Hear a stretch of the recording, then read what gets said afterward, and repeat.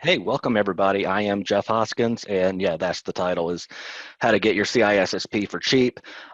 This came from all the things I wish that somebody would have told me whenever I was thinking about this certification. And yeah, I went to people and said, "Hey, you've got this. I'm thinking about it." And I got one of two responses. Or was yeah, I got it 10 years ago. I have no idea. I never want to do that again. And I don't really remember what was on it, but I have some books and I'll send you the books. Then they didn't send me the books. Or I got just go to boot camp. And then I looked up boot camp and it was lots of money. So I decided to go about it a different way, save a little money, see if I could do it without spending all that money. And I did. And now I want to tell people what these sources are. So here we go. We'll go through what is the CISSP, because we need to break down that those 5 letters. Why do it, how to do it, and how to do it cheap. The goals are to save money, save time, and to be confident when you walk in to do your test.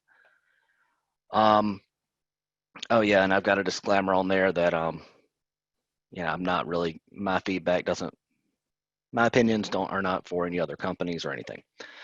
So who is this presentation for? If you are thinking about taking the CISSP, if you are concerned about passing it, are you concerned about funding? Are you considering using the CISSP to develop others and you don't really want to pay $10,000 to fund their education, but you want to help them get it? Especially because they could just get it and leave your company and you've developed them. So what now? Where do I start? So what is it? Here is the ISC squared explanation of what a certified information systems security professional is. That's a lot of blah, blah, blah. Basically, this shows your experience and your exposure. It could just be a checkbox for applying. It is considered the gold standard for information security certificates or certifications. You are a security advisor when you get this. You're not deeply technical in anything. And it doesn't indicate that you really have an expertise. It just says you've put some time and you've tried to really go around and learn this from a well-rounded point of view. There's a lot of misconceptions about how deep you need to go, and it's not very deep. It's more about connecting ideas. So why would you get the CISSP? You may want to do it for self-growth. You may have a position requirement. You're trying to get a position and it's a requirement, or maybe you've been told you need to grow in that to keep your position or to keep, getting good evaluations. You may have heard about a skills gap in the industry and that these are needed, or people, and you want to shine above other people whenever you're going after opportunities. One thing I put in this presentation months ago when I first started drawing it up was you might want to get the CISSP for your confidence. I actually don't believe that anymore. I believe that you need to find your confidence within yourself and even do things where you're not confident. Go up, and if you think the CISSP is going to help you go talk in front of people or go talk to people if we ever get to network in person again and you see a group of people, and this certification is not going to make you better at interacting with them. Go interact with them. And people aren't that evil. You're going to have a good conversation. So you'll learn something. Maybe they'll learn something. Maybe you'll realize that they're not the wizards, which goes into the next slide. How do you get the certificate? You need 5 years of experience in 2 or more domains. And if you don't have the experience, there's some other stuff you can do. But these are the 8 domains. Just to give you a little bit of my history, I've been more in the security and risk management. I do a little bit of everything, but security and risk management and then identity access management are my 2 big ones. And I've got some of the other ones, but not as deep. But number 1 and number 5 are my deepest, just from my experience. You need some book knowledge, like I said, broad but not deep, and forget the idea that you have to be a wizard or a magician or some, savant. You don't need any of that. So I just want people to know that you can just build the blocks up, get this knowledge under your belt, go take the test, and you'll be good. So what does the certificate cost?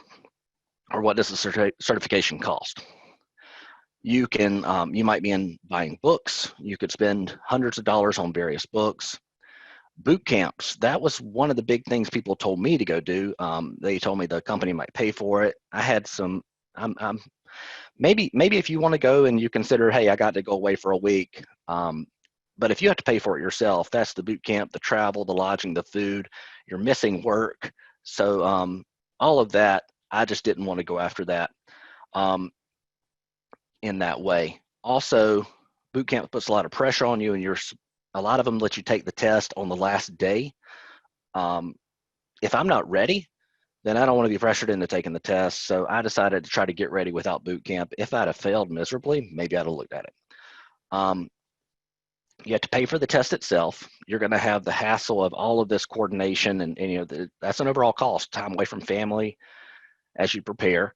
And then you've got fees to ISC squared, and you know, of course, you've got fees. There's no way I'm going to tell you how to get around those. The path that most people told me to do with the boot camp and the books was probably going to cost me around $7,000. And I did all of this, and I'm going to tell you how I did it for about $900. And $825 of that was going to ISC squared, so that was unavoidable.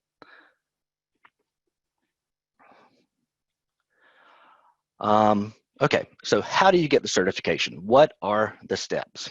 First, you have to confirm you have the required experience just for yourself, and then you go register. They're going to come back after everything and make you show and prove you have the experience, but just for yourself, count up how you're going to get to your 5 years of experience.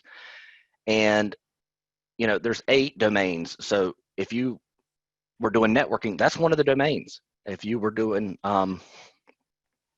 security assessments, that's a domain. So you can, a lot of stuff counts. So don't count yourself out until you actually go and look into the requirements. Then you register for the test. That is going to cost you $699. I typed this up back in like November, December, so I don't think it's gone up, but it might have. And actually, just to tell you all, I took the test in like November 1st. So, and I passed, or I wouldn't be giving this presentation. So you have to pass the test. Then you contact a sponsor, somebody else who has the certification that knows you and knows that you've actually put time into this, or they can vouch for your experience. And you get them to sponsor you. So as you pass the test, you will get an email that says, hey, you made it, you passed the test. Now you need to tell us who's going to sponsor you. You contact that sponsor, they will give you their sponsor information, and then you put that into the tool on the ISC squared webpage and submit that. You allow them time. This was like the longest 6 weeks ever, even though I knew I had a passing score. I was, you know, well, we'll get to scoring in a few minutes. You finally receive acceptance notification, and then you pay another $125.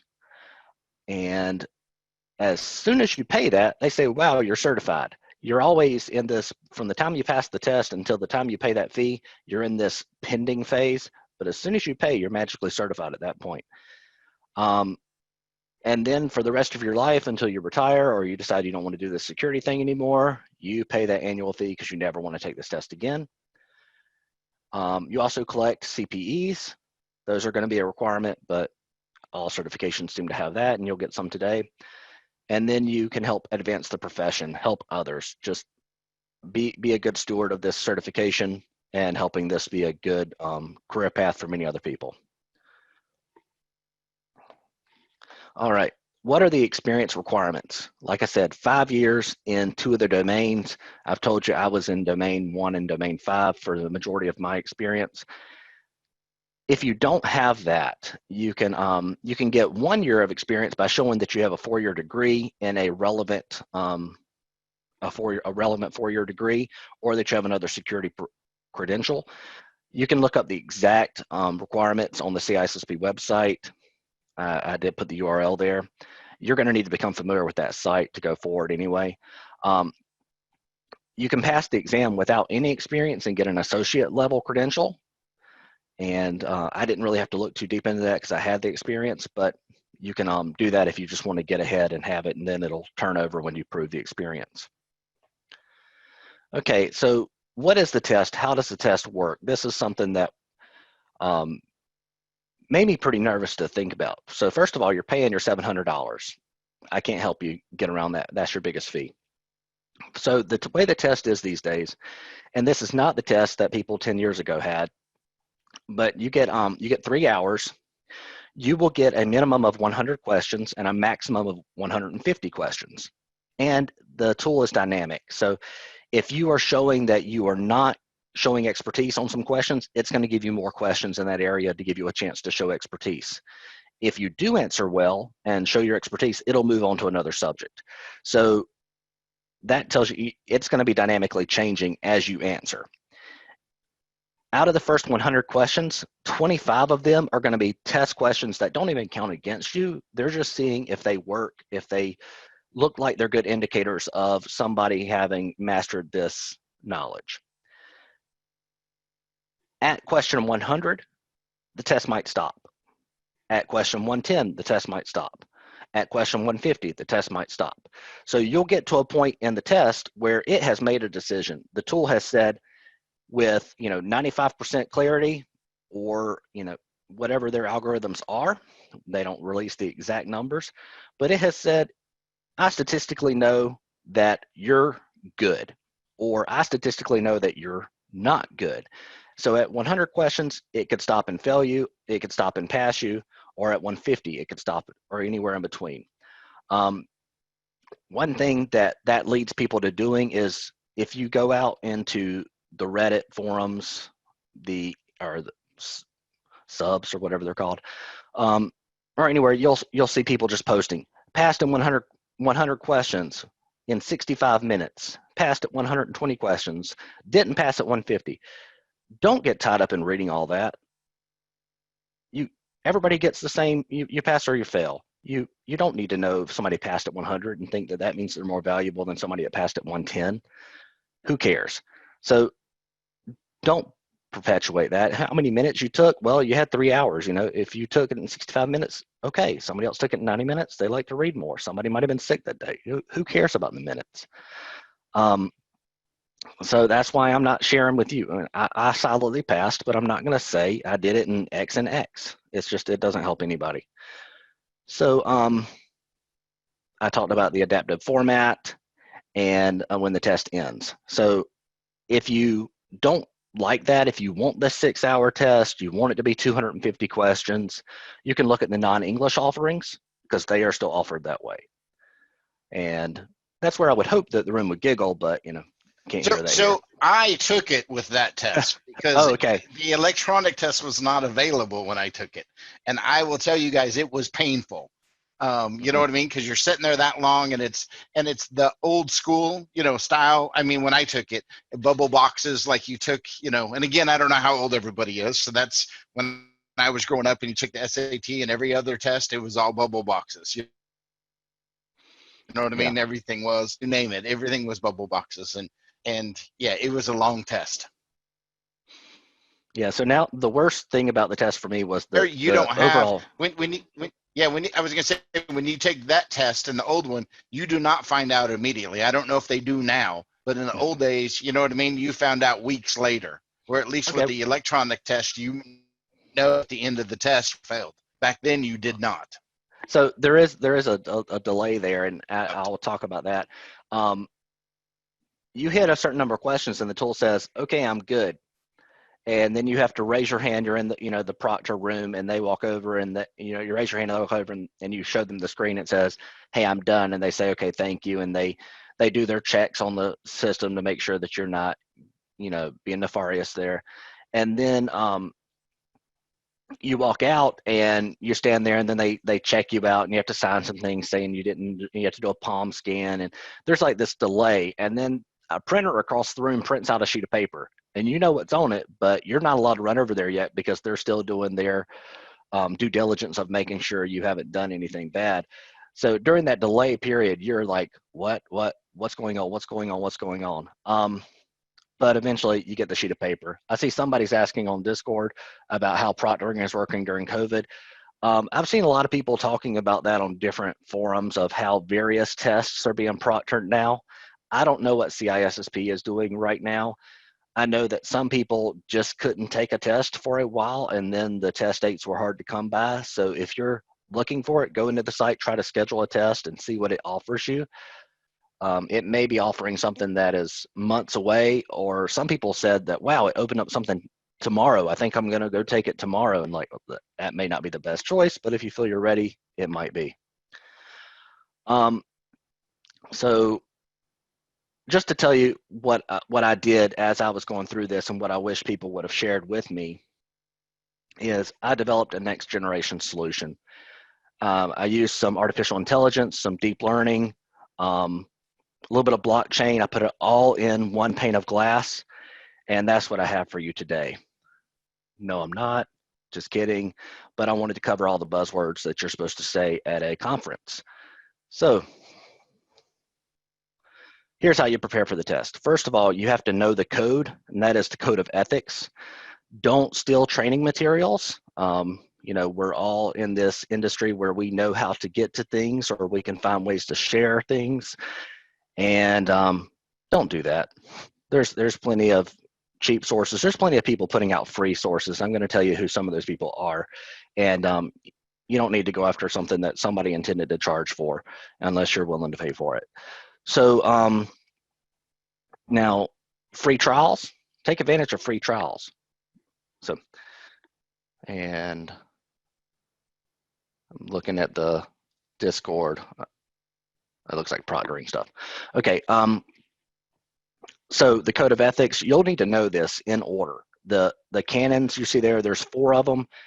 Protect society, act honorably, provide competent service to your principals, and advance the profession. Those are in order. So if you were to come across a question that asks you, you know, do you do this or do you do that? And you know, oh, this looks like an ethics question, then you have to remember what order, because you might be required to protect society before you are providing competent service to your principals, at least for the test. Now, if you're, you know, military or law enforcement, you might have other rules, but for this test, you've got to go with these canons in this order.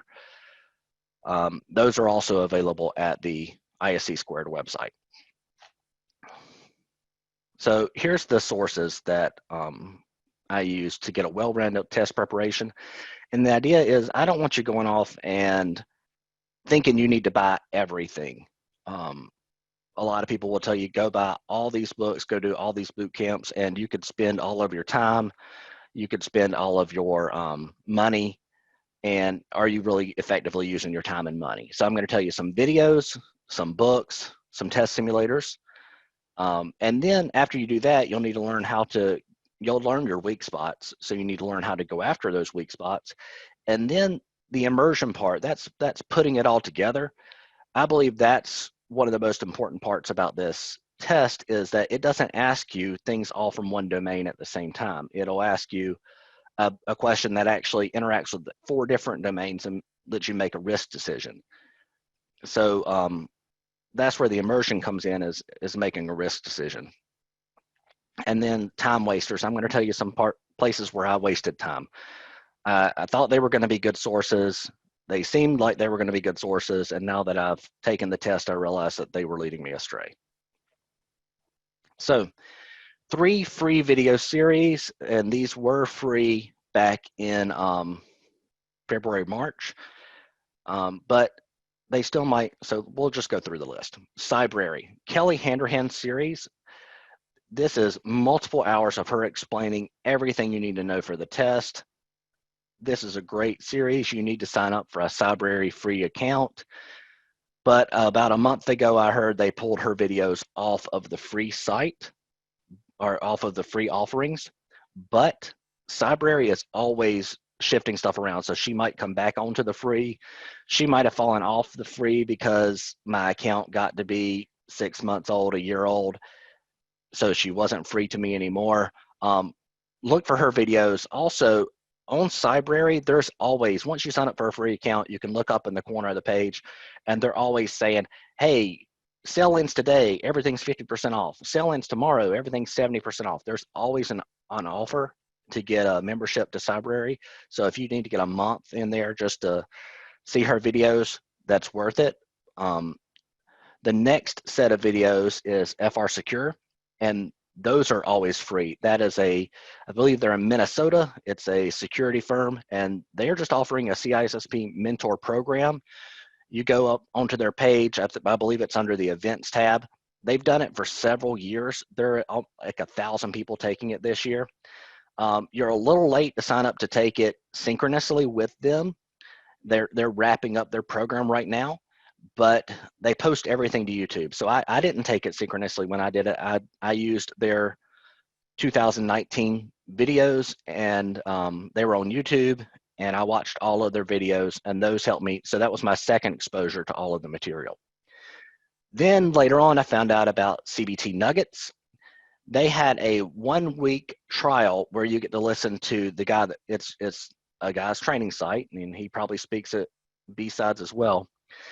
You go on his site, he offers 7 days, and it's a free trial. He chose to put out a free trial. I used about 5 days, got through those videos, and I'll say, maybe I'll go back one day and actually need something and get a paid membership to his site. So I am going to say that I did use his 7-day free trial there. So those are videos. That is, you can speed them up. You can go to 1.25, 1.5 speed, but they are going to expose you, and that's multiple people, so you get different exposures. And even on the FR Secure, it's going to be a different flavor in 2018, 2019, 2020 videos. So you can get a lot of free content there, and that's basically the boot camps. That's what I envision a boot camp would have given me. So next, books. I did still buy some books. These are the 2 sets of books I bought. I just went on Amazon, spent about $50 on the the official CISSP book from ISC Squared and the practice test. So that came in a big stack of 2 books. And then later on, I bought the 11th hour CISSP book. There are other books, and there are other good books. These are the 2 I bought. The good thing about the CISSP books from ISC Squared is they're considered the official study guide, and they have practice tests in them. So that's great. And they even have an online test simulator. The bad thing about that is a lot of people say they read those books front to back, cover to cover, multiple times. I couldn't do that. It's awful. Sorry. I just can't sit there and read those. I would read the intro to each chapter or each domain and look at the tests. And then for weak spot concentration, I'd go back into the book and find exactly what I wanted to look for. Then the next book I got was the 11th hour. That one's short. I could actually read it, and I did read it cover to cover, and I did it later in my study process. So then next, okay, here's the test simulator. This comes with the book. There's instructions inside the book that tell you, and then you go to it says go to this website, and then you go to the Wiley website, and it says look at page 47, 3rd paragraph of the book, and you're proving you have the book. That's what they wanted, so that they could give you a 12-month account at Wiley. So you prove you have a book, and then you get their test simulator. Their test simulator was good. It was the only one I used, and you can see here it has the chapters, so you can do a practice test based on each chapter. You can do a full exam, and it'll time you, and you can tell it, don't give me the answers until I'm done, and that's whether you do it in practice mode or in exam mode. Somebody's asking about the all-in-one books. I don't know. I didn't use those books. And that was one of my things, is I didn't want to go out and buy everything. So what I'm trying to tell you here is, if you do these things, you will get adequate exposure, and you don't have to worry, should I have done that? Should I have done this? This will be adequate exposure if you do these things. So the con I had about this, the Wiley CyBEX test simulator, is the explanations of the right answer are just not enough. And here's an example. This is not a real test question, but we're just going to go through this. So let's assume they give you a question of your company has sent you overseas to conduct a security assessment on a vendor that processes PHI for your company. And they won't write out PHI. They'll expect you to know what that is. So you look at this setup and you say, okay, my company, so I'm employed. I've been sent overseas. Okay, so there's some country and boundary things, but I don't know where I got sent. So I can't say this is European Union stuff or if this is, I can't say it's got California privacy in it. I don't know much there, but I went overseas. Okay, I'm conducting a security assessment. That's why I'm there. I'm looking at a vendor. Okay, so now I've got vendor relationships, third parties here. So, and I'm looking at PHI. So there's a health flavor here. Okay, so this lead in has told me, 8 or 9 things I already know I need to be thinking about. Different risks and variables are starting to float in my head. And then the question comes up, what is the first thing you should do upon arrival to the hotel? And if y'all post in Discord and see what you think the answer is here. And I wrote this question way before the COVID thing, but should you immediately begin to hack the vendor since your IP address will be local? Should you wash your hands? Should you take a nap? Or should you text your next of kin to advise of safe arrival? So I'm seeing some people say, I see B, D, C, B, and definitely B now, and B. Okay. Like I said, I wrote this before COVID, and the idea of this is to show you the type of explanations that the Wiley Cybex test generator is going to give you. The answer, the first thing you should do upon arrival to the hotel is wash your hands. Now, yeah, it happened. I left it there with the COVID thing going around.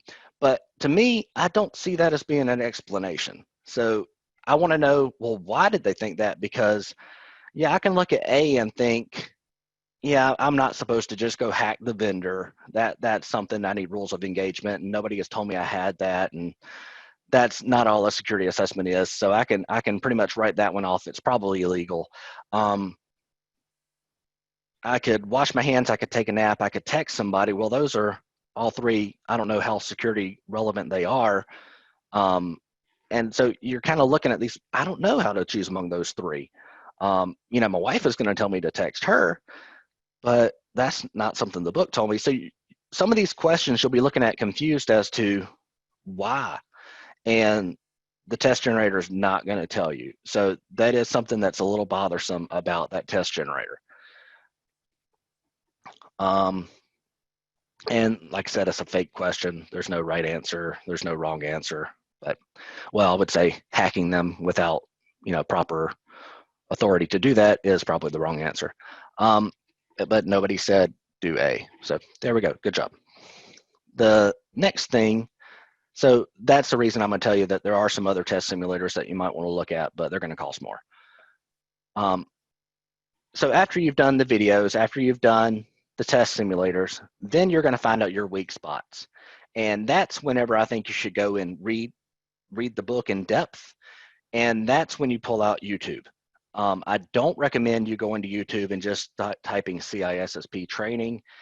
You'll get a lot of results. Some of it is more stuff to put you asleep. Some of it might be good. A lot of it was just wrong. After I've taken the test, I've realized that a lot of these daily questions that people put out were not the kind of stuff's on the test. I don't want to particularly call out any YouTubers that are doing this, but just be careful out there because they're not putting out the right material. They're asking very technical questions. They're asking about, this particular server manufacturer, and that's just not the way the test works. So, every type of algorithm or software version is probably going to have a time when it becomes deprecated. It's going to become something that you don't want to use anymore. So they don't want to have questions that are going to age like that. So a lot of the questions are not going to, because they don't want to have something that's a question in here that, last month news came out and said, never do this again. But 2 months ago, it was the best thing to do. Well, then their question's going to be bad. So their questions are trying to be somewhat timeless. So a lot of the questions I saw on the YouTube different channels were people who had too much specificity in their question, and it would have misled people. Yeah, somebody's mentioning Sean Harris. I didn't use her series, but everybody told me it was great. So if I'd have needed one more thing, I would have used that. Okay, so after you've found your weak spots, then you can go out. I do recommend YouTube for, memorizing some, I recommend you spend extra time to memorize some ports, look at some encryption algorithm stats. Maybe you need YouTube to get a few more people to explain the OSI model to you. You just didn't quite get it. You want a refresher. You want to hear somebody else explain it. Or, what is a router? What is a switch? You may realize that from these things to spend extra time on, my experience was not in networking. So that was one of the places I had to build up my knowledge. But go to YouTube for those specific questions where you need help. All right. The immersion. This is where you get to put things together. You get to learn how, CISOs really look at risks. And that's one of the things that's very important to the questions on the test. So join the ISC squared chapters, ISACA, ISSA, go to BSides, see what people are actually talking about, and don't get sucked into all the pen testing. That's not going to be how to pen test. That's not what this test is. Listen to podcasts. Some of the ones I like are Unsecurity, Smashing Security, and Security Now. Sometimes Security Now gets off on threads that aren't relevant to the test, but it's good to see how people bring various different aspects of the test together and make those domains mingle. So, and then news and blogs, I like Krebs, Schneier, and Naked Security. They give you articles of current events and seeing how things are working. I believe this is immersion is the way that you're actually going to learn how to answer the questions. So, time wasters. Going to Reddit for the subs on CISSP. That's where you'll see how fast somebody else failed or passed the test. Maybe in there you might get a few more ideas for some sources to use. I think in this presentation I've given you a lot of ideas of sources to use. If you do 90% of these sources, you'll be good. Reddit could also lead you into reading about other people's just troubles and not passing, what they studied. But a lot of it is just time wasting. Same thing happened with groups for CISSP on Facebook. There is an app for your phone called Pocket Prep, and that one, it wasn't that it was bad, it was just, it was about 10 minutes, and it just got through all the questions and it had nothing else for me. So if you want to, put 10 minutes into that, but don't think it's going to be a real good study aid. And then YouTube, like I said, the general searches could lead you to people who aren't going to give you great information. The next thing that's time wasters, is you need to create a parking lot. So all the shiny objects that you come across that look really cool while you're studying, the book touches on lock picking. So you might need to know that lock picking exists. Well, you don't need to go buy the practice kit and buy the picks and try to lock pick every lock in your house and every padlock you can find and get online and order. And there's a lot of interesting stuff about lock picking, but it's not going to help you on the test to know how to do it. What will help you on the test is just knowing that lock picking is important to physical security. Kali Linux, you don't need to even know what Kali Linux is on this test. So being able to install it, putting in virtual machines, running this, going to hack the box, Metasploitable, you don't need to know any of that. So don't put your time in that. Yeah, Gary mentions picking into your neighbor's house. Sometimes you might want to be a good neighbor and they've locked themselves out and you save them the locksmith bill, but that's not helping you for your test, and be careful with that. And then I just got the disco ball for whatever your shiny object is. Put it in your parking lot, write it down, don't forget about it. It's interesting stuff. You want to keep growing. But just put that for after the test. Say, after I pass this test, then I'm gonna buy a new laptop and put Kali on it, or then I'm gonna buy my lockpick set and me and my son are gonna learn lockpicking together. So do that after the test. So one thing after I gave this presentation to some other people, they asked me about a prep plan. How many weeks, how much time did I spend? So I didn't exactly do it this way, but because I didn't figure out my sources until later, and I did some bad sources and some good sources. But here's the way I would do it if I was doing it again. I would decide to take the test and then schedule it out 12 weeks. The first 4 weeks, I would view all the Cybrary and FR Secure videos. And then, keep up with those, do them the right way. Don't try to speed my way through them. Do a few hours a night. And this is planning on 10 to 12 hours per week. Then I would do practice exams for 6 weeks. And this is something I did. So the test simulator had 6 weeks of practice tests, and I went off, and my daughter was off at college. I went in her bedroom at the back of the house with my laptop so I could have quiet. And I spent 3 hours there taking a test simulator. And then I spent another hour reviewing the results of, it says I was weak here. Well, I would look at every question and try to see, the explanations weren't that great, but I would find my weak spots. And then during the weeks, I would do that on Saturday morning. And then during that week, I would go to YouTube, Wikipedia, the ISC squared book, and I would brush up on the things I was having as weak areas. Something I've learned since then is there is another site, because I feel that I was telling you to go do Cybrary and now it's not free. So I was trying to replace that in the last week or so with another, learning.o'reilly.com. That's great. They have a 10-day trial. So at some point you could use that. In there, they have the books seem to be available. You can read the books pretty well.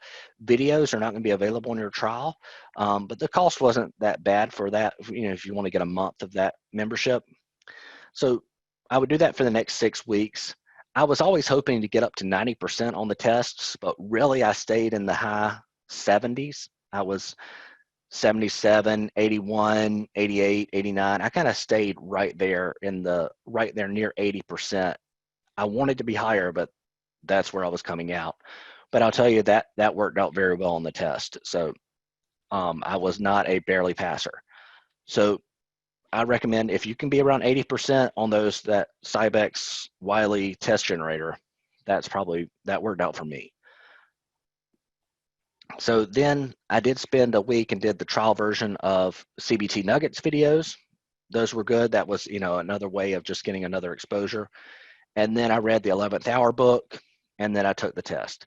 So with those, and also throughout that time period, throw in listening to your podcasts, if you ever have to drive your car again, if we ever, I used to have about an hour commute each way, and I could listen to podcast every day. Now I try to remember to do it, but working from home is giving me some other freedoms.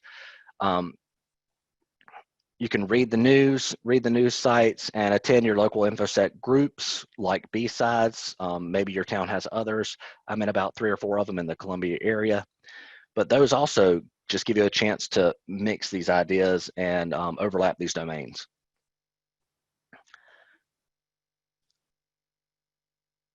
Okay. Additional sources, if you need to, you feel this just isn't enough, you want some more things, get the Sean Harris All-in-One Exam Guide. That's available on Amazon. There's lots of used copies. Do the CBT Nuggets. Maybe you want to pay for unlocking the practice tests in there. That's $60 for a month, and that way you get their practice tests. BOSUN, they have practice tests too. A lot of people said they have the best practice test. I didn't pay for it. I see somebody is asking about CISSP versus CISM. I did the CISM a few years before the CISSP. The tests are really quite different, but I think they're still looking for the same type of person, that information security manager versus information security professional. And the titles aren't that different. They are offered by 2 different organizations. That was just, as I was coming into this, people told me that CISM is something you would take first. Actually, they told me Security Plus first. So Security Plus, then CISM, then CISSP. And when I went looking at what the jobs required, I used that as, hey, these are the jobs I'm kind of wanting to look at, and looked at what they required, and then chose to do the CISM first, and then a few years later came back and got CISSP. don't know how I'm doing on time, but we're almost done anyway. Then you can also, like I mentioned, learning.o'reilly. Oh yeah, the tests for CISM and CISSP are very different. They're not better or worse, but the test questions are very different. CISM, I felt like I was sure I was right. It was kind of a binary sometimes, and CISSP, it was like, well, this is kind of a 60-40 question. I hope I'm on the 60 side and not on the 40 side. So the next one is, so I'm gonna wrap it up. I didn't tell you how to pass the test. I didn't tell you what the material was on the test. You're gonna have to do the work. What I am saying is you don't have to pay a boot camp for you to do the work. Even if you go to boot camp, you still have to do the work. So why pay someone if you're gonna do the work? Using the sources I presented, you can be confident that you'll be adequately exposed at the proper depth. And if you see an odd question on the test, if you're taking the test and they throw something at you you've never seen before, you don't remember it being in the book anywhere, then tell yourself in your head that that was one of their practice questions. That was one that they are reviewing to see if it's any good, and it doesn't matter what I answered. Maybe that's true, maybe that's not, but tell yourself that so you can move ahead. Then the last thing I have that I'll close with is the Dunning-Kruger effect. You will go through multiple versions of this as you are moving from, you start on the left, you have no experience, and then on the right, you're very experienced.